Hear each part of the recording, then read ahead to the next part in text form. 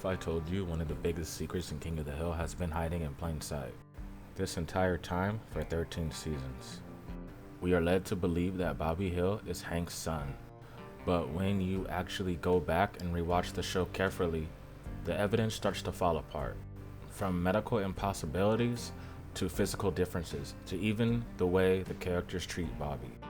There are way too many inconsistencies to ignore. And the craziest part, the show might have been hinting at this the entire time. Hank Hill might not be Bobby's real father. Now, before you think this is just a reach, let's start with something the show literally tells us. In season 3, Hank is told by doctors that because of his narrow urethra, he may never be able to have children, and that it could get worse over time.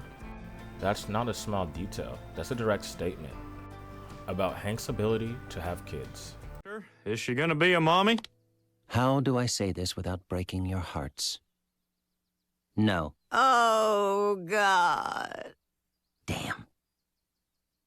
I have your test results. Peggy... I knew it. I'll never get pregnant. What is wrong with me? Peggy, no, this is not your fault. He's right, Mrs. Hill. There's no point in blaming yourself. It's Hank's fault. What? You were born with a narrow urethra, and years of chronic tension have only made it worse. I really don't think you'll ever have children. Later on, both Hank and Peggy even acknowledge their struggles with having children, reinforcing that this wasn't just a one-time comment. It is a real issue. Is how you repay me? Yeah, you don't know how hard it is to quit. Your mother and I went through hell trying to... Hey, don't... Just the sound of all the children we never had. I couldn't give them to you, Peggy. It's my fault. I have a narrow urethra. Yes, I do. This is my urethra. Nothing. I ran the 40 in 5.9 seconds, but my fellows haven't reached the end zone in 12 years. And then there is Peggy's emotional breakdown, where she admits how deeply it affected her. So right away, the show plants a major question. If Hank was told he might not be able to have kids, then how exactly was Bobby born? Is so narrow, sperm be going through there single file. 1, 2, 3, 4, sperm 2, 3, 4. Okay, I tried to join up too, but they didn't take me. Narrow urethra. Bill. When you compare Bobby to Hank, the differences are hard to ignore. Bobby doesn't resemble Hank physically. His build, his features, even his overall appearance don't match Hank's side of the family. About it anyway at his age, and with his features. But interestingly, Bobby looks very similar to Bill. Then there's Good Hank, Cotton's other son, who grows up to look exactly like a younger Hank. Tall, lean, same structure, and yet Bobby looks nothing like that. Even across Peggy's family, no one has Bobby's build, so genetically, Bobby doesn't line up with either side in a natural way. The only thing I noticed that Bobby does have of Peggy's is Peggy's eyes. I'll briefly show you that right here. The show constantly reminds us that Bobby is nothing like Hank, not just in personality, but in values, interest, and identity. Hank always tries to shape Bobby into someone like him, but Bobby always goes in the opposite direction. This show, come on. Why are you always trying to turn me into you? Why can't you accept me for who I am? Yeah. At one point, Peggy even says Bobby and Hank are distant, physically and emotionally. You and Bobby are very distant emotionally and quite distant physically. And you know that if you were... We both know he is not like you, but you are still his father. So go in there and sympathize. And this isn't said just once, it's reinforced throughout the series. It's almost like the show is telling us this connection isn't natural. Now this is where things get interesting. Peggy has a consistent pattern of lying throughout the show. She lies to get what she wants, she lies to protect herself, she even lies about serious things. She hid the truth about a past relationship for 20 years. No. I slept with another man before I met my husband. She lied to Hank about Cotton's final words, and she's shown multiple times to manipulate situations for her benefit. So if Peggy is capable of maintaining lies for years, then hiding something like this wouldn't be out of character. If Bobby isn't Hank's son, then who is? One name keeps coming up: Bill. Bobby resembles Bill more than anyone else in the show. Bill has always had a strange attachment to Peggy and would do anything for her.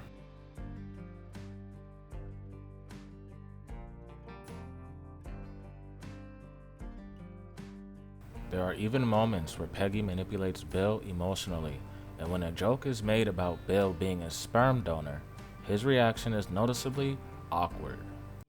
Wait, I've got it. Bill wants to have a child, and Hank's urethra is too narrow to have another child. Ergo, Bill should inseminate Peggy. Everybody's happy. Ow! Didn't hurt. Nancy. On top of that, Bill has proven he can keep secrets, even major ones. So if there was ever a hidden truth, Bill fits perfectly into that role. The show already gave us a hidden father storyline. Dale believes Joseph is his son, but we know the truth. Now look at Bobby. He feels out of place with Hank in the same way Joseph does with Dale. I saw the dinner theater version of it. The roast beef was fantastic. Why I even bother? I mean, it's not like Joseph's even my son. What? That's crazy. Why would you say something like that? Now that Joseph's hit puberty, the differences are impossible to ignore. We don't look alike. We don't have the same interests. Oh, come on. Sometimes I think the only thing Bobby and I have in common is our waist size. Both are the odd ones out in their families, so the question becomes, was this a one-time storyline? Or was the show quietly repeating the same theme in a different way? Now, this next part might sound crazy at first, but when you really look at it, Dale Gribble might not be as clueless as the show wants us to believe. In the very first episode, Dale makes a joke about Hank's narrow urethra, right in front of the social worker, while calling Bobby his pride and joy. And the way he says it almost feels like he doesn't fully believe it himself. Now remember, Dale is a conspiracy theorist. He notices patterns, he questions things, and sometimes he's a lot sharper than people give him credit for. Process takes time, honey. Getting back to the Hill family, have you ever seen Hank hit his child, Bobby? Hank? No, sir. Bobby's his pride and joy. 'Cause of his narrow urethra. What's even more interesting is that from the very beginning of the show, we are already shown that Dale isn't Joseph's real father. And yet, despite everything, Dale is constantly surrounded by evidence. John Redcorn is always around his house. He has cameras set up everywhere. He even walks in on situations that should raise serious questions. There are multiple moments when Dale makes comments that sound less like ignorance and more like someone who knows, but chooses not to acknowledge it. Oh, Dad, can I? Sure, son, you can ask your mom. It's more from the psychological approach. When I need to correct Joseph, I tell him he's adopted. Honey, you want a beer? Yes. Yes.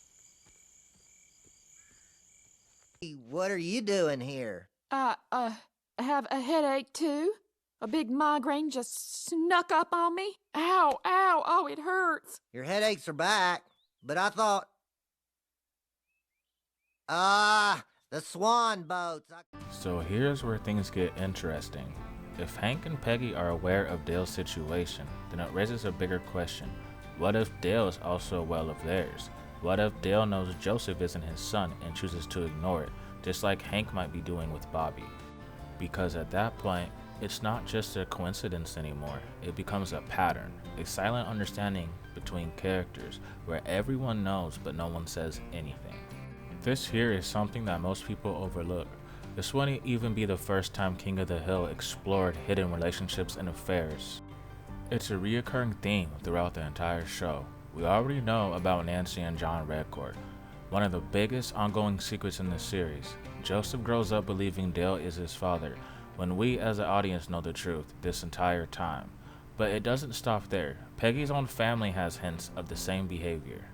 There's a moment where Uncle Joe is mentioned as a frequent visitor, and Peggy's mom reacts nervously and leaves the room.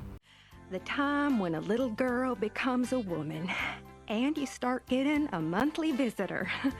Who? Uncle Joe? My mother gave me this and I'm passing it on to you. Even outside of Peggy's family, affairs are everywhere in the show. Buck Strickland had an affair that nearly destroyed his marriage, and he even discovered he had another son because of it.